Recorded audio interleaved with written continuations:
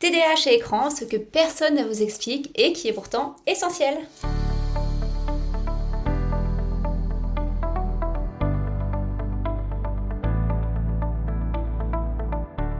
Bonjour, je suis Virginie Terrier, je suis nutritionniste et micronutritionniste et je suis la fondatrice de NutriGenius. NutriGenius, c'est la plateforme d'accompagnement numéro 1 des parents qui ont un enfant qui a un TDAH. Cette plateforme, elle a pour objectif de former les parents notamment sur l'environnement et l'alimentation autour du TDAH, mais elle vous propose aussi un complément alimentaire spécialement formulé pour les enfants TDAH. Et avant tout ça, je suis moi-même maman d'un petit garçon qui a un TDAH et c'est en réalité pour l'aider dans son quotidien que j'ai créé tous ces outils que je vous propose aujourd'hui. Dans cette vidéo, on va parler d'un sujet qui, moi, m'a vraiment torturée, c'est les écrans et le TDAH. Je pense que j'ai changé de position au moins 15 fois sur le sujet. J'ai eu des phases dans lesquelles j'ai dit non, pas d'écran du tout, des phases dans lesquelles j'ai dit ok, on essaye un peu plus d'autonomie au niveau des écrans, on en met même un petit peu plus, des phases dans lesquelles j'ai mis une régulation différente et finalement, on est arrivé à la bonne stratégie, mais au bout d'un certain temps.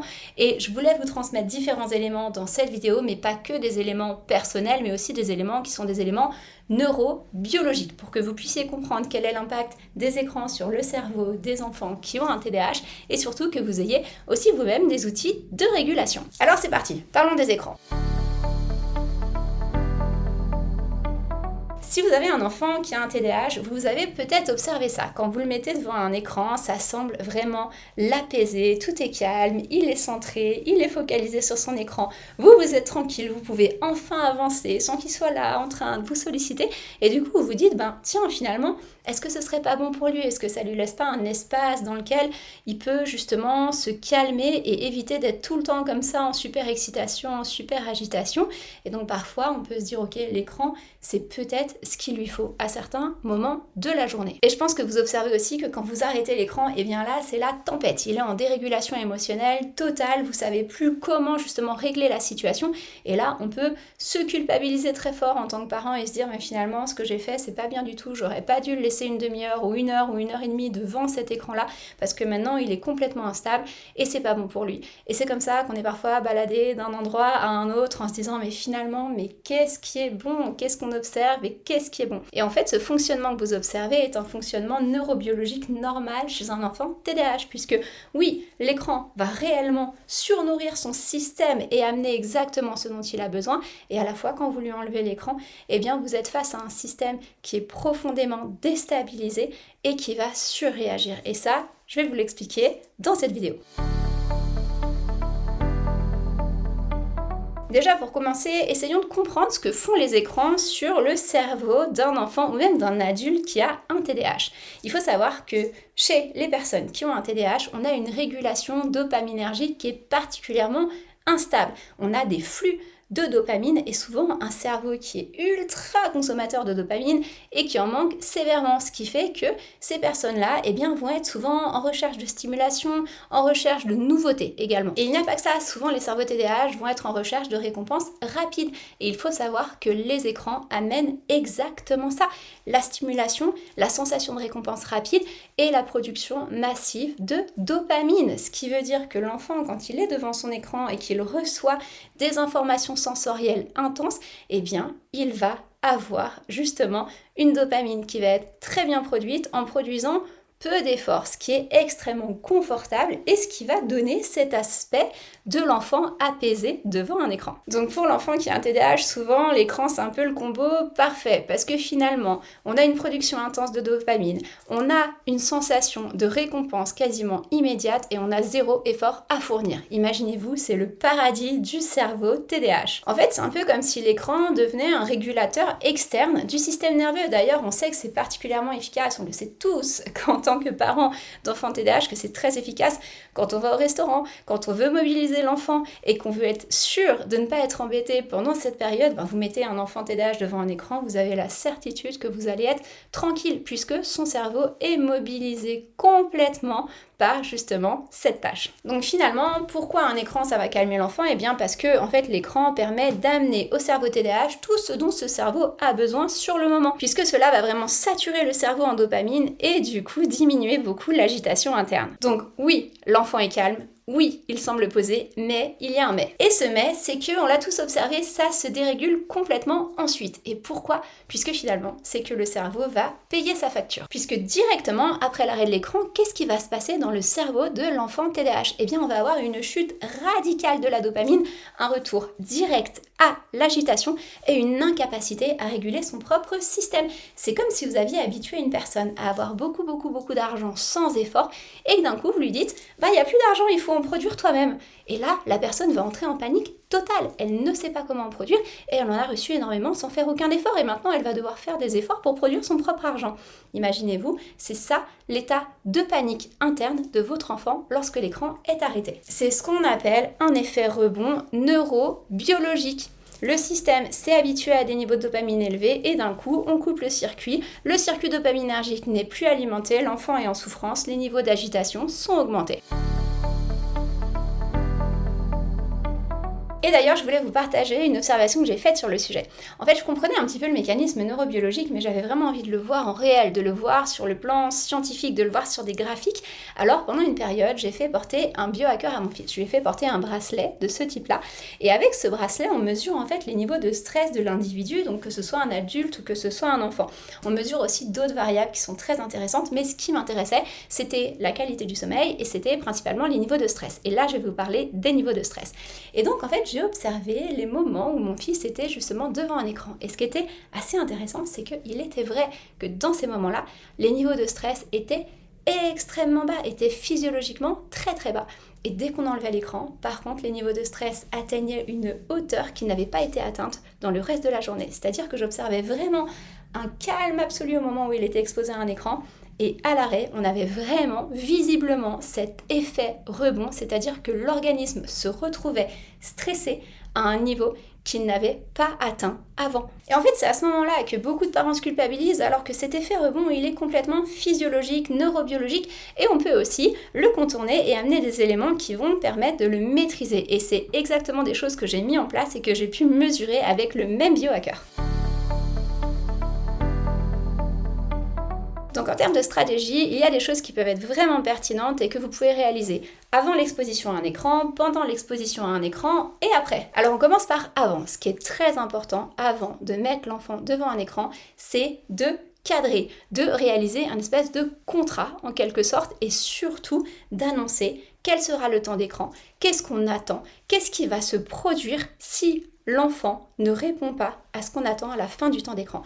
Ce discours, ça peut être tout simplement, ok, le temps d'écran, ça va être 30 minutes. Je mets un timer devant toi. Au bout des 30 minutes, je reprends la tablette, j'éteins la télé ou je reprends le téléphone, par exemple.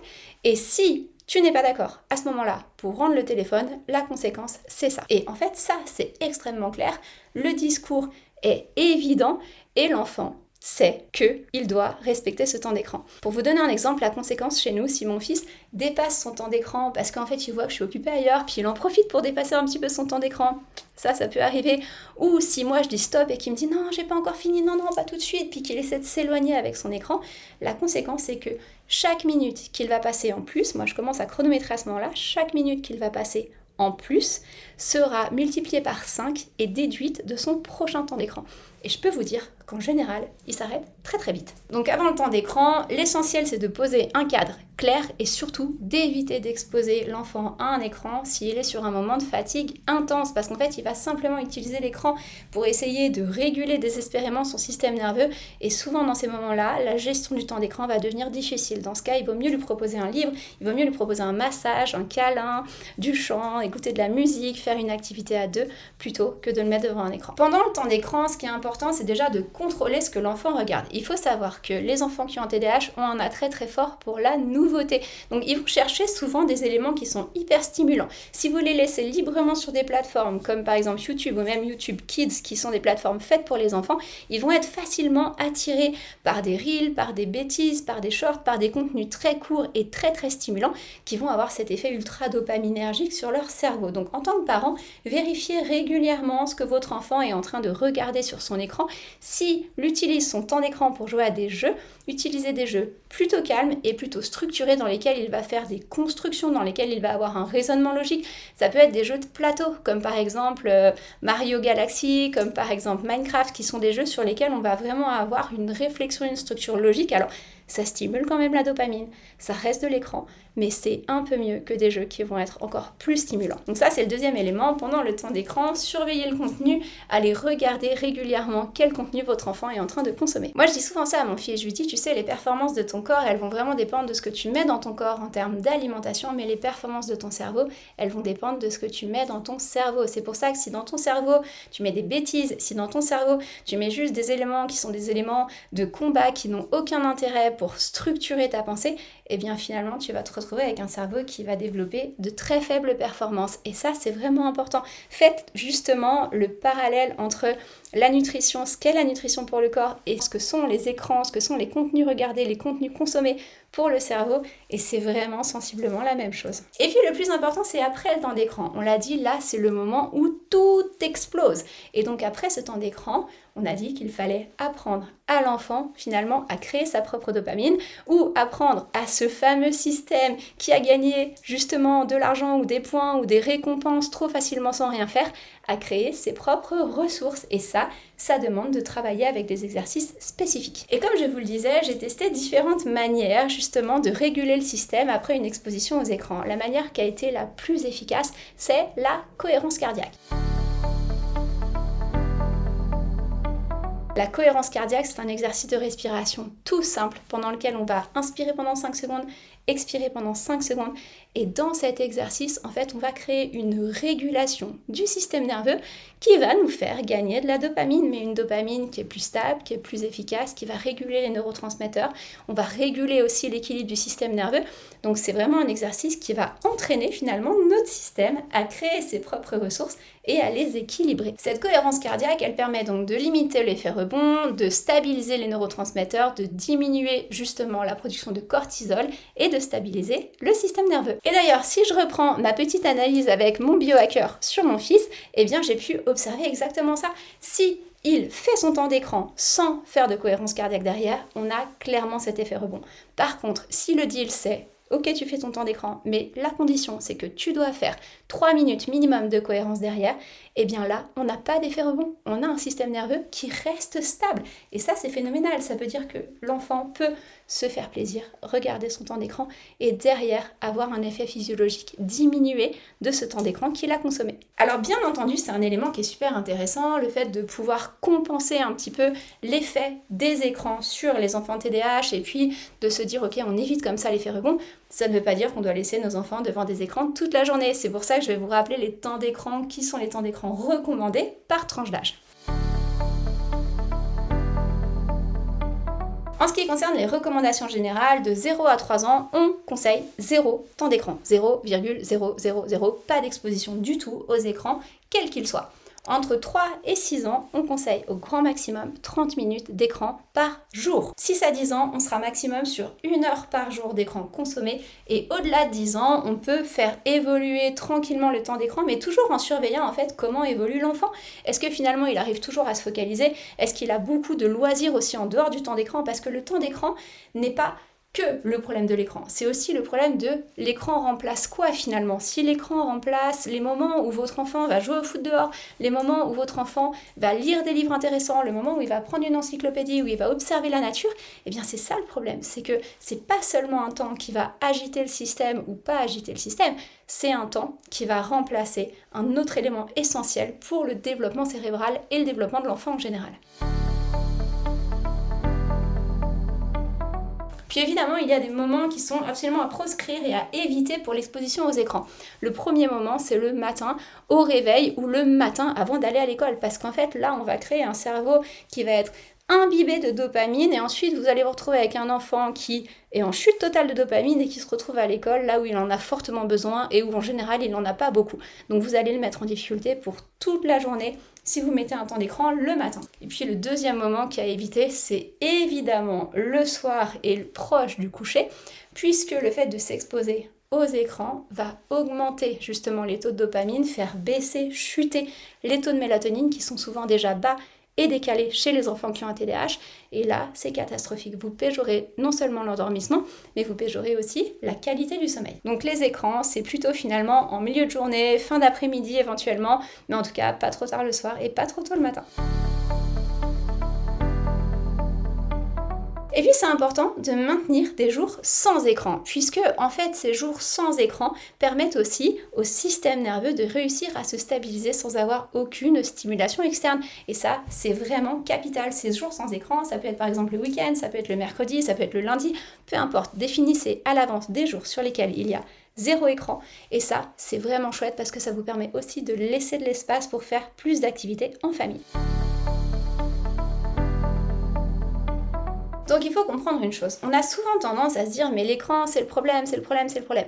Mais la réalité c'est que le système nerveux de l'enfant TDAH est souvent le problème de base. Les enfants qui ont un TDAH ont un système nerveux qui est souvent dénutri, qui est instable, qui va être très sensible aux variations et le fait de les exposer aux écrans va vraiment mettre en lumière toutes ces problématiques. L'écran est plus un déclencheur finalement que la cause du déséquilibre du système. Et aujourd'hui on le sait, le système nerveux des enfants qui ont un TDAH est particulièrement sensible, particulièrement déséquilibré puisqu'il y a aussi des carences majeures. Il y a aussi une autre chose que j'ai pu observer chez mon fils, toujours avec le biohacker, c'est que quand mon fils est correctement complémenté, même s'il ne fait pas de cohérence cardiaque après les écrans, eh bien il a beaucoup moins cet effet rebond. Pourquoi ? Parce que son système nerveux est nourri, et quand un système nerveux est nourri, il est naturellement plus stable. Alors n'oublions pas ça, chez les enfants qui ont un TDAH, écran ou pas écran, il y a une base absolument essentielle qui est la régulation du système nerveux et la nutrition du système nerveux. Et quand on parle de nutrition du système nerveux, on parle de quoi ? On parle de minéraux qui sont des fondamentaux comme les vitamines du groupe B,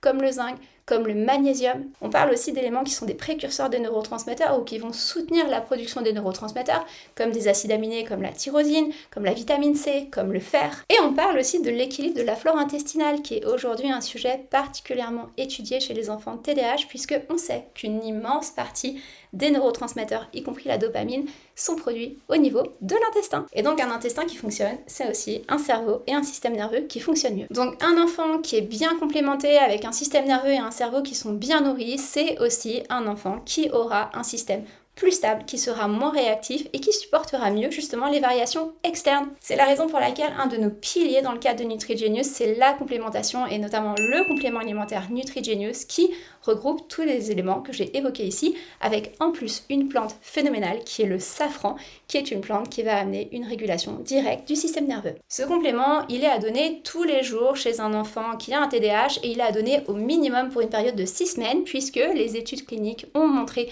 que le safran a son effet total au bout de 6 semaines de prise. Donc en conclusion, on peut dire que les écrans, c'est pas vraiment le problème, c'est plutôt l'absence de stratégie autour, le fait de pas annoncer, de pas créer un contrat avec l'enfant sur comment va être consommé l'écran, le fait de ne pas forcément comprendre quel est le fonctionnement neurobiologique du TDAH qui fait que derrière, on a cette explosion de stress après la consommation de l'écran et le fait de ne pas avoir de stratégie de régulation derrière. C'est la raison pour laquelle tous les éléments de cette vidéo vont vous permettre de structurer une stratégie claire autour de la consommation d'écran pour votre enfant. Donc ce qu'il faut comprendre, c'est que le cerveau TDAH fonctionne différemment et que les écrans ont du coup un effet aussi différent. Ce qu'il faut comprendre, c'est qu'il y a vraiment des moyens très efficaces de réguler justement la consommation d'écran. Et ce qu'il faut aussi comprendre, c'est qu'un système nerveux bien nourri et bien micronutri est beaucoup plus stable et réagit beaucoup mieux. Si le contenu de cette vidéo vous a plu et vous a aidé, pensez à liker, pensez à la partager aussi aux parents qui, comme vous, ont des enfants TDAH et cherchent des solutions ou cherchent des données claires et fiables. Et puis je vous laisse me mettre en commentaire, vous c'est quoi votre stratégie au niveau des écrans? Qu'est-ce que vous avez mis en place et qui fonctionne? Pensez aussi à vous abonner à la chaîne Nutrigenius, de cette manière vous ne loupez rien de notre contenu. Et on se retrouve tout bientôt pour parler de nos petits génies TDAH.